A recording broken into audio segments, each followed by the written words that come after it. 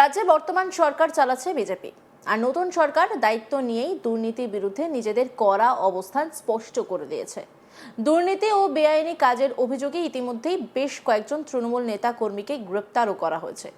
বলতে গেলে ধরপাকড় জারি রয়েছে। এবার গ্রেপ্তারির তালিকায় আরও এক। তোলাবাজি ও দুর্নীতির অভিযোগে গ্রেপ্তার পঞ্চায়েত সমিতির তৃণমূলের কর্মাধ্যক্ষ। কোমরে দড়ি বেঁধে দাপুটে ওই তৃণমূল নেতাকে আদালতে নিয়ে গেল পুলিশ। জানা গিয়েছে, হুগলির গোঘাট ২ নম্বর পঞ্চায়েত সমিতি মৎস্য ও প্রাণী সম্পদের স্থায়ী সমিতির কর্মাধ্যক্ষ স্বরূপ লাহাকে রামজীবনপুর থেকে গ্রেপ্তার করে পুলিশ। পঞ্চায়েত সমিতির কর্মাধ্যক্ষর পাশাপাশি তৃণমূলের শ্রমিক সংগঠনেরও নেতা স্বরূপ লাহা। কয়েকদিন আগে গোঘাটের কামারপুকুরে অটো ইউনিয়নের সদস্যরা ওই তৃণমূল নেতার বিরুদ্ধে সোচ্চার হয়েছিলেন। অভিযোগ ছিল, অটো ইউনিয়নের থেকে কয়েক লক্ষ টাকা চমকে ধমকে আদায় করেছেন ওই তৃণমূল নেতা। ঘটনায় গোঘাট থানার অভিযোগ দায়ের করেছিলেন কামারপুকুরের অটো ইউনিয়নের সদস্যরা।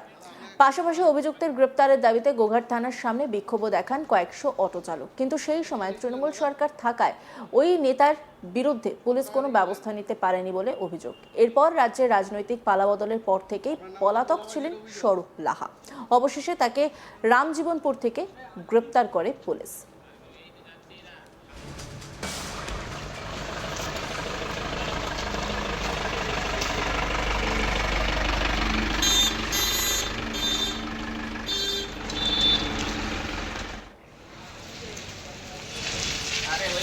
রাজ্যে বর্তমান সরকার চালাচ্ছে বিজেপি, আর নতুন সরকার দায়িত্ব নিয়েই দুর্নীতির বিরুদ্ধে নিজেদের কড়া অবস্থান স্পষ্ট করে দিয়েছে।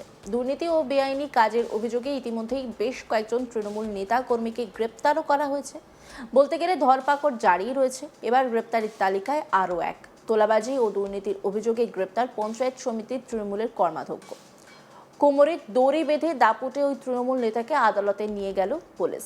জানা গেছে, হুগলির গোঘাট ২ নম্বর পঞ্চায়েত সমিতি মৎস্য ও প্রাণী সম্পদের স্থায়ী সমিতির কর্মাধ্যক্ষ স্বরূপ লাহাকে রামজীবনপুর থেকে গ্রেপ্তার করে পুলিশ।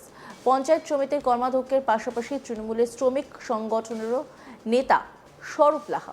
কয়েকদিন আগেই গোঘাটের কামারপুকুরে অটো ইউনিয়নের সদস্যরা ওই তৃণমূল নেতার বিরুদ্ধে সোচ্চার হয়েছিলেন। অভিযোগ ছিল, অটো ইউনিয়নের থেকে কয়েক লক্ষ টাকা চমকে ধমকে আদায় করেছেন ওই তৃণমূল নেতা। ঘটনায় গোঘাট থানায় অভিযোগ দায়ের করেছিলেন কামারপুকুরের অটো ইউনিয়নের সদস্যরা। পাশাপাশি অভিযুক্তের গ্রেপ্তারের দাবিতে গোঘাট থানার সামনে বিক্ষোভ দেখান কয়েকশো অটো চালক। কিন্তু সেই সময় তৃণমূল সরকার থাকায় ওই নেতার বিরুদ্ধে পুলিশ কোনো ব্যবস্থা নিতে পারেনি বলে অভিযোগ। এরপর রাজ্যের রাজনৈতিক পালাবদলের পর থেকেই পলাতক ছিলেন স্বরূপ লাহা। অবশেষে তাকে রামজীবনপুর থেকে গ্রেপ্তার করে পুলিশ।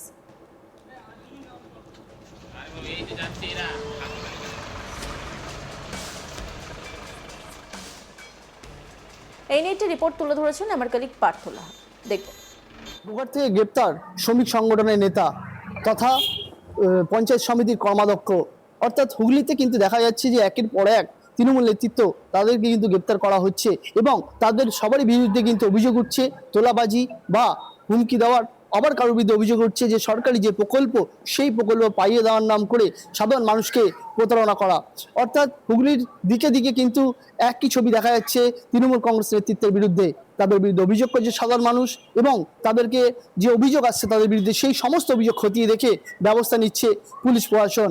এক্ষেত্রে যে ছবিটা দেখতে পাচ্ছি, হুগলির যে গোঘাট বিধানসভা রয়েছে সেই গোঘাট বিধানসভার অন্তর্গত গোঘাটের যে ২ নম্বর পঞ্চায়েত সমিতির কর্মাধ্যক্ষ স্বরূপ লাহা, তিনি কিন্তু কর্মাধ্যক্ষর পাশাপাশি শ্রমিক সংগঠনের নেতা বলেও পরিচিত। সেই শ্রমিক সংগঠনের নেতার বিরুদ্ধে কিন্তু এবার সরাসরি তোলাবাজির অভিযোগ উঠছে এবং আর্থিক যে প্রতারণা সেই প্রতারণা অভিযোগ তুলছে গোঘাটের অটো ইউনিয়ন। এই অটো ইউনিয়নের তরফ থেকে যেটা জানানো হচ্ছে যে প্রায় ২৬ লক্ষ টাকা আর্থিক দুর্নীতি করেছে এই স্বরূপ লাহা। তাই তার বিরুদ্ধে কিন্তু এবার লিখিত অভিযোগ জমা পড়েছে গোঘাট থানায়। সেই অভিযোগ খতিয়ে দেখে কিন্তু তাকে গ্রেপ্তার করেছে গোঘাট থানার পুলিশ। এর আগেও আমরা দেখেছি হুগলির বিভিন্ন জায়গায় কিন্তু একাধিক তৃণমূল নেতৃত্বকে গ্রেপ্তার করা হচ্ছে। কোথাও আবাসের টাকা পাইয়ে দেওয়ার নাম করে সাধারণ মানুষকে প্রতারণা করা হয়েছে, আবার কোথাও চাকরি দেওয়ার নাম করে টাকা তোলা হয়েছে। অর্থাৎ তৃণমূল কংগ্রেসের যে নেতৃত্ব রয়েছে তারা কিন্তু দিকে দিকে যে দুর্নীতি করেছে সেই ছবি কিন্তু স্পষ্ট হয়ে যাচ্ছে সাধারণ মানুষের সামনে। এবার যে ছবিটা দেখা গেল যে হুগলির গোঘাটে সেই গোঘাট পঞ্চায়েতের সমিতির যিনি কর্মাধ্যক্ষ স্থায়ী ও প্রাণী সম্পদ যিনি কর্মাধ্যক্ষ তার বিরুদ্ধে কিন্তু এবার সরাসরি অভিযোগ উঠছে তোলাবাজি। এবং সার অভিযোগের বিরুদ্ধে কিন্তু পুলিশ ইতিমধ্যে তাকে গ্রেপ্তার করেছে। গতকাল দেখা গিয়েছিল হুগলি যে উত্তরপাড়া শ্রীরামপুর যে পঞ্চায়েত সমিতি রয়েছে সেই পঞ্চায়েত সমিতির কর্মাধ্যক্ষকেও গ্রেপ্তার করেছে পুলিশ। তার বিরুদ্ধেও কিন্তু অভিযোগ উঠেছে এলাকায় তোলাবাজির, অর্থাৎ জাঙ্গিপাড়ার এক ব্যবসায়ী তাকে কিন্তু ফোন করে তোলাবাজি করেছিল এই পঞ্চায়েত সদস্য, কিন্তু তিনি তোলাবাজি না দিতে চাওয়ায় তাকে কিন্তু হুমকি দেওয়া হয়েছিল। এরপরে কিন্তু তার অভিযোগের ভিত্তিতে গ্রেপ্তার করা হয়েছিল উত্তরপাড়া শ্রীরামপুর যে পঞ্চায়েত সমিতির কর্মাধ্যক্ষ কৌশিক দাস তাকে। এরপরে কিন্তু দিকে দিকে যে তৃণমূল নেতৃত্বকে গ্রেপ্তার করা হয়েছে তাদের বিরুদ্ধে কিন্তু অভিযোগ উঠছে। গতকাল জাঙ্গিপাড়ার যিনি ফুলপুরা গ্রাম পঞ্চায়েতের 100 দিনের কাজের যিনি সুপারভাইজার ছিলেন তাকেও কিন্তু গ্রেপ্তার করা হয়েছে। তার বিরুদ্ধে অভিযোগ উঠেছে যে আবাসের টাকা দুর্নীতির, অর্থাৎ সাধারণ মানুষকে সরকারি যে প্রকল্প, অর্থাৎ যার মাথার উপর ছাদ নেই তাকে ছাদ পাইয়ে দেওয়া, অর্থাৎ ঘর করে দেওয়া, সেই যে প্রধানমন্ত্রী আবাস যোজনা, এই আবাস যোজনার যে টাকা সেই টাকা কিন্তু আর্থিক তছরূপের অভিযোগও উঠেছিল তার বিরুদ্ধে, এবং সেই ঘর পাইয়ে দেওয়ার নাম করে কাটমানি খেয়েছেন এমনটা কিন্তু দাবি করেছিলেন সেই গ্রামের মানুষ।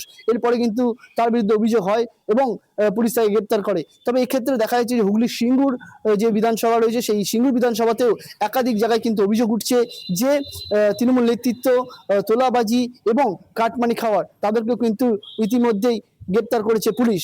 এবার যে অভিযোগটা সামনে আসছে যে এই যে পঞ্চায়েত সমিতির কর্মাধ্যক্ষ অর্থাৎ স্বরূপ লাহা তিনি কিন্তু অটো ইউনিয়ন থেকে টাকা তছরূপ করেছে।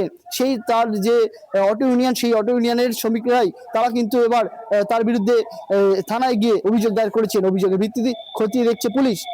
অটো স্ট্যান্ডের তরফ থেকে যেটা জানানো হয়েছে বা অটো চালকরা যেটা জানাচ্ছেন যে এই স্ট্যান্ডে অটো চালাতে হলে সেই স্বরূপ লাহা এবং তার যে সংগঠন তাকে কাটমানি দিতে হতো, এবং ওই এলাকায় কিন্তু একটা মাসোয়ারা তৈরি করা ছিল, সেই মাসোয়ারা দিতে হতো ওই স্ট্যান্ডে অটো রাখতে গেলে বা অটো চালাতে গেলে। প্রত্যেক মাসে কিন্তু একটা করে টাকা বরাদ্দ করা ছিল, সেই টাকা সেই তৃণমূল সংগঠনকে দিতেই হতো, না হলে সেখানে অটো চালাতে পারতেন না।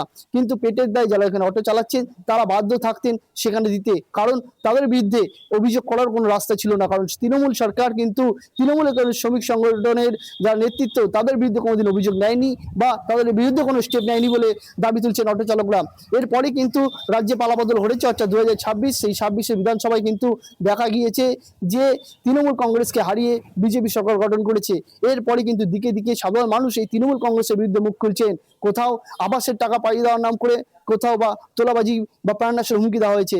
সকলে কিন্তু থানামুখী হচ্ছেন এবং তাদের অভিযোগ দায়ের করছেন। এবার এই অভিযোগের ভিত্তিতে এতদিন যে পুলিশ এই যে তৃণমূল কংগ্রেসের যারা তৎকালীন শাসক দলের নেতৃত্ব ছিল তাদের বিরুদ্ধে অভিযোগ নেয়নি, তারা কিন্তু এখন অভিযোগ নিচ্ছেন এবং সমস্ত দিক খতিয়ে দেখে তাদেরকে গ্রেপ্তার করছেন। এক্ষেত্রেও কিন্তু এই যে অটো স্ট্যান্ডের যারা রয়েছেন তারা কিন্তু অভিযোগ করেছেন যে তাদের ওখানে যে অটো স্ট্যান্ডের যে ইউনিয়ন সেই ইউনিয়নে কিন্তু তোলাবাজি করেছেন এবং আর্থিক দুর্নীতির অভিযোগ তুলছেন। বেশ কিছু টাকা সেখানে আর্থিক তছরূপ, সেই তছরূপের অভিযোগ তুলছেন। এরপরে কিন্তু পুলিশের কাছে তারা লিখিত অভিযোগ করেন।